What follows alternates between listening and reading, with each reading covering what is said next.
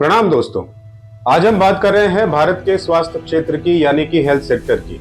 आपसे सबसे पहले तो ये रिक्वेस्ट है, कृपया इसे भक्त या एंटी भक्त के चश्मे या विचार से मत देखिएगा, क्योंकि ये एक ऐसा काला सच है जो आपको हमेशा असल बुनियादी मुद्दों से दूर रखता है और बहुत सी अजीब अजीब सी चीजों में उलझाए रखता है।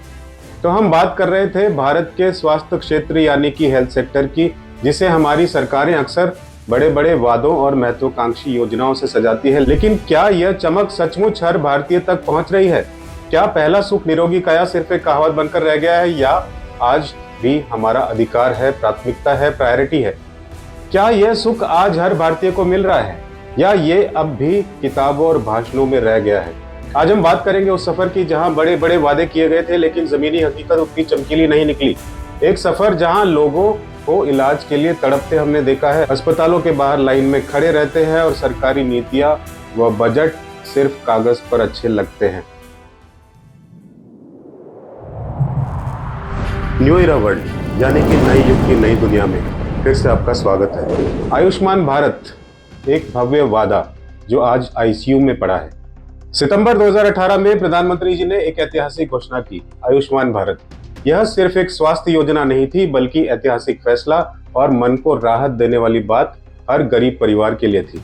भाइयों बहनों, आज आयुष्मान भारत के संकल्प के साथ प्रधानमंत्री जन आरोग्य योजना पीएम जय आज से लागू हो रही है। ऐसा लगा मानो हमने दुनिया को पीछे छोड़ दिया हो गरीबों को इंश्योरेंस देने के मामले में। खैर, वादा किया गया था कि 12 करोड़ गरीब परिवारों को एक साल में 5 लाख रुपए तक का मुफ्त कैशलेस इलाज मिलेगा। यह एक ऐसा सपना था जो करोड़ों गरीबों की आंखों में नई रोशनी भर रहा था। लेकिन आज हकीकत ये है कि आज ये एक बहुत बड़ा दर्द बन गया है, जिसे ना तो कोई मेन स्ट्रीम मीडिया दिखाता है, ना कोई डिबेट्स होंगे इस विषय पर, ना कोई कंक्रीट सॉल्यूशन होने की सरकार की तरफ से भी कोई उम्मीद दिखाई देती है। इस पे पहले वादा करना आसान है, पता नहीं क्यों उसकी वाहवाही का शोरगुल इतना ज्यादा होता है कि सच्चाई हमेशा दब जाती है उसके नीचे। हरियाणा की एक खबर की बात करें अगर आपसे, तो आपने सुनी होगी 7 अगस्त 2025 को हरियाणा के 650 प्राइवेट अस्पतालों ने इस स्कीम को बंद कर दिया है। तकरीबन 650 अस्पताल अब आपको आयुष्मान कार्ड पे कोई ट्रीटमेंट नहीं देंगे। कारण है 500 करोड़ से अधिक का बकाया जो सरकार ने नहीं दिया, जिसे सरकार ने नहीं चुकाया। जानते हैं कितने मिले हैं? सिर्फ 30 करोड़ मिले। 500 करोड़ की जगह सिर्फ 30 करोड़। हॉस्पिटल्स भी कब तक झेलेंगे?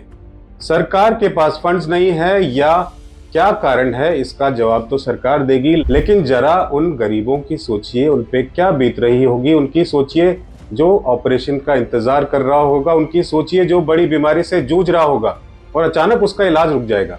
फिर चाहे घर बेच के पैसे लाए या कुछ भी करके लाए, ये बस उसकी प्रॉब्लम है। फर्जीवाड़ा, धोखाधड़ी और क्लेम्स की कड़वी हकीकत भी हम जानते हैं। क्या यह सिर्फ हरियाणा की कहानी है? नहीं, यह पूरे देश में एक कड़वी हकीकत है। इंडियन मेडिकल एसोसिएशन का दावा है कि अस्पतालों के 1.21 लाख करोड़ रुपीस के क्लेम अभी भी अटके पड़े हैं। ऐसे में एमएसएमई लोन्स का, जैसे हमने बताया था, सरकार पैसा नहीं दे रही है, पेंडिंग है और स्कीम्स पानी में। ना कोई सवाल पूछता है, ना कोई चर्चा करता है। तुम्हारे पास संसाधन नहीं है तो तुम्हें चैन का जीवन देने की जिम्मेदारी सरकार की नहीं है। अब यहाँ भक्त एंटी भक्त का रोना शुरू मत कर देना, जो कि ट्रेंड है आजकल। इसकी गवर्नमेंट में ये था, उसकी में ये है, एक दूसरे पे आरोप लगाओ और बात बंद। यही चलता है आजकल डिबेट्स में, या यही मनपसंद जवाब है? अगर कोई भी इस तरह का सेंसिबल सवाल किया जाए तो आम आदमी क्या करे? बड़े जोर शोर और एडवर्टीजमेंट के साथ स्कीम लॉन्च की जाती है, बड़ी वाहवाही होती है। लेकिन क्या कोई ऐसी एजेंसी है हमारे देश में जो प्रॉमिसेस किया गया हो, घोषणा की गई हो, लॉन्च किया गया हो, उसका क्या हुआ? क्या कोई एनालिसिस है? जवाबदेही है? जवाब कौन देगा? किसी के पास कोई जवाब है? बात दूसरी तरफ भी कड़वी है। कई जगह फर्जी आधार, फर्जी आयुष्मान, फर्जी भर्ती, फर्जी ऑपरेशन, बहुत कुछ गलत भी होता है। प्रधानमंत्री मोदी ने एम्स जैसे बड़े बड़े अस्पतालों को खोलने का वादा किया और यह वादा पूरा भी हुआ। राजकोट, बठिंडा, रायबरेली, कल्याणी, गुवाहाटी जैसे शहरों में नए एम्स खुल गए। लेकिन क्या सिर्फ इमारतें खड़ी कर देने से स्वास्थ्य सुविधाएं मिल जाती हैं? सच्चाई यह है कि 21 एम्स में 30% से ज्यादा पद खाली पड़े हैं। 2025 तक 2561 फैकल्टी पद यानी कि 40% तकरीबन जो है खाली पड़े हैं। अकेले दिल्ली में 462 पद रिक्त हैं। मदुरई और राजकोट जैसे नए एम्स में आधे से ज्यादा पद जो हैं खाली हैं। क्या आप कल्पना कर सकते हैं, तकनीक तो आ गई है, पेट स्कैन और BSL-3 लैब भी हैं, लेकिन इन्हें चलाने वाला कोई नहीं है। डॉक्टर कहां से आएंगे? जब सरकारी संस्थानों में ही इतनी रिक्तियां हैं तो आम आदमी की सेहत कौन संभालेगा? सरकारी अस्पतालों की दयनीय हालत, यह समस्या केवल नए एम्स तक सीमित नहीं है। हमारे सरकारी अस्पतालों की हालत भी उतनी ही दयनीय है। WHO के मानकों के अनुसार प्रति 1000 लोगों पर 3 बेड होने चाहिए। हालांकि इसके लिए कोई विशिष्ट मानक निर्धारित नहीं किया गया है, लेकिन अलग अलग देशों में और वैश्विक संस्थाओं द्वारा 3 से 5 बेड का अनुमान लगाया जाता है। लेकिन भारत में प्रति 1000 लोगों पर अस्पताल के बेड की संख्या जानते हैं आप, 1.3 के आसपास है।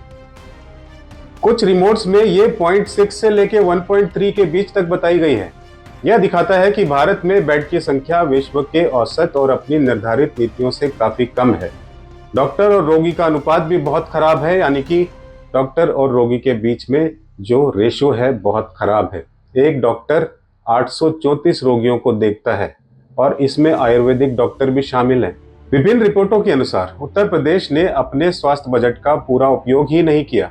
उदाहरण के लिए 2023 में प्रकाशित एक रिपोर्ट के अनुसार 2022-23 वित्तीय वर्ष के दौरान उत्तर प्रदेश ने राष्ट्रीय स्वास्थ्य मिशन यानी कि NHM के तहत आवंटित धनराशि का केवल 68.27% ही खर्च किया। यह दर्शाता है कि आवंटित बजट का एक बड़ा हिस्सा भी अप्रयुक्त रहा। सोचिए जरा, तेलंगाना और उड़ीसा में नए अस्पतालों की सख्त जरूरत है, लेकिन पुरानी इमारतों की हालत देखने लायक नहीं है। इन दोनों राज्यों में स्वास्थ्य सेवा के सुधार के लिए लगातार प्रयास किए जा रहे हैं, लेकिन पुरानी स्वास्थ्य सुविधाओं की स्थिति अभी भी एक चुनौती है। उड़ीसा की बात करें, राज्य सरकार ने कई नए अस्पताल और मेडिकल कॉलेज खोले हैं, लेकिन ग्रामीण क्षेत्रों में मौजूदा प्राथमिक स्वास्थ्य केंद्रों और सामुदायिक स्वास्थ्य केंद्रों की इमारतों की स्थिति अक्सर खराब पाई जाती है, जिससे स्वास्थ्य सेवाओं की गुणवत्ता बहुत बुरी तरह से प्रभावित होती है। तेलंगाना सरकार ने भी स्वास्थ्य सुविधाओं को बेहतर बनाने के लिए बस्ती दवाखाना जैसे कार्यक्रम शुरू किए हैं। हालांकि राज्य के ग्रामीण और पिछड़े इलाकों में कई सरकारी अस्पतालों की इमारतें पुरानी और जीर्ण शीर्ण हैं, जिन्हें मरम्मत या पुनर्निर्माण की सख्त जरूरत है। इन सभी समस्याओं का सीधा असर हमारे आप पर पड़ता है। अगर आप दिल्ली के एम्स या चंडीगढ़ के PGI के बाहर देखें तो आपको फुटपाथ, पार्क और मेट्रो की सीढ़ियों पर रात बिताते हुए लोग दिखेंगे।